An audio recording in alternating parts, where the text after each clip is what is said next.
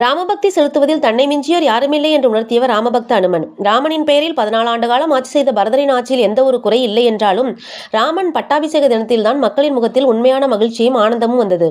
பெரியவர்கள் மகுடத்தை எடுத்துக் கொடுக்க குலகுருவான வசிஷ்ட முனிவர் மகுடத்தை ராமபிரானுக்கு சூட்டினார்.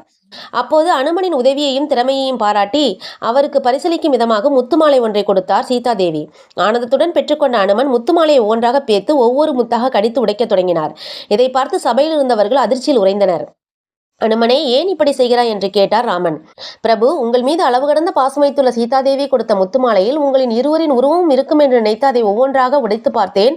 ஆனால் அதில் ஒன்றில் கூட உங்களின் திருவுருவம் இல்லை. உங்களின் திருவுருவோ பெயர் சொல்லாத எந்த பொருளும் எனக்கு தேவையில்லை என்று கூறினார். இதை கேட்டுக்கொண்டிருந்த ராமனோ, அப்படியானால் எப்போதும் என் நினைத்துக் கொண்டிருப்பதாக கூறும் நீ உன்னுள் நான் இருப்பதை நிரூபித்து காட்ட முடியுமா என்று கேள்வி எழுப்பினார். அப்போது நெஞ்சை பிளந்து அதில் ஸ்ரீராமனும் சீதாதேவியும் இருப்பதை காட்டினார். அனைவரும் அனுமனின் எல்லையற்ற அன்பை கண்டு வியந்தனர்.